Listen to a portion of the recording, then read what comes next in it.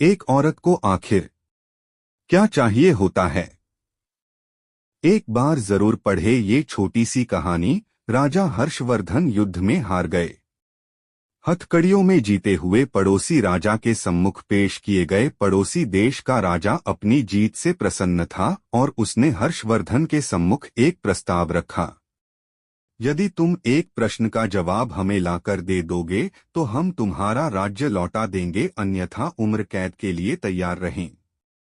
प्रश्न है, एक स्त्री को सचमुच क्या चाहिए होता है? इसके लिए तुम्हारे पास 1 महीने का समय है। हर्षवर्धन ने यह प्रस्ताव स्वीकार कर लिया।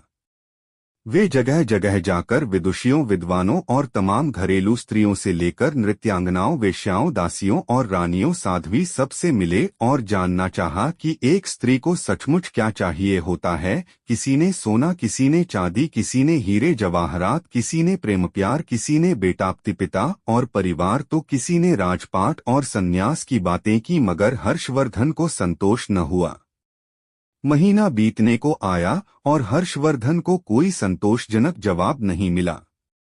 किसी ने सुझाया कि दूर देश में एक जादूगरनी रहती है, उसके पास हर चीज का जवाब होता है, शायद उसके पास इस प्रश्न का भी जवाब हो। हर्षवर्धन अपने मित्र सिद्धराज के साथ जादूगरनी के पास गए और अपना प्रश्न दोहराया। जादूगरनी ने हर्षवर्धन के मित्र की ओर देखते हुए कहा, मैं आपको सही उत्तर बताऊंगी, परंतु इसके एवज में आपके मित्र को मुझसे शादी करनी होगी। जादूगरनी बुढ़िया तो थी ही बेहद बदसूरत थी। उसके बदबूदार पोपले मुंह से एक सड़ा दांत झलका जब उसने अपनी कुटिल मुस्कुराहट हर्षवर्धन की ओर फेंकी। हर्षवर्धन ने अपने मित्र को परेशानी में नहीं डालने की खातिर मना कर दिया। सिद्धराज ने एक बात नहीं सुनी और अपने मित्र के जीवन की खातिर जादूगरनी से विवाह को तैयार हो गया। तब जादूगरनी ने उत्तर बताया, स्त्रियां स्वयं निर्णय लेने में आत्मनिर्भर बनना चाहती हैं। यह उत्तर हर्षवर्धन को कुछ जमा पड़ोसी राज्य के राजा ने भी इसे स्वीकार कर लिया और उसने हर्षवर्धन को उसका राज्य लौटा दिया।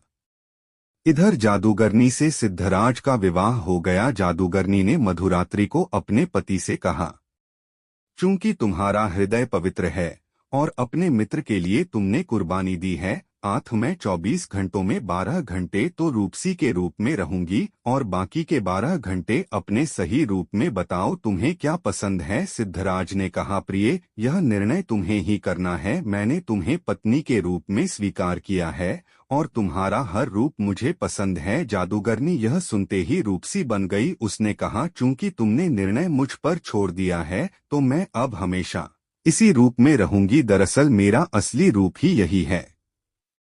बदसूरत बुढ़िया का रूप तो मैंने अपने आसपास से दुनिया के कुटिल लोगों को दूर करने के लिए धरा हुआ था, अर्थात सामाजिक व्यवस्था ने औरत को परतंत्र बना दिया है, पर मानसिक रूप से कोई भी महिला परतंत्र नहीं है। इसीलिए जो लोग पत्नी को घर की मालकिन बना देते हैं वे अक्सर सुखी देखे जाते हैं। आप उसे मालकिन भले ही न बनाएं, पर उसकी जिंदगी के एक हिस्से को मुक्त कर दें, उसे उस हिस्से से जुड़े निर्णय स्वयं लेने दें।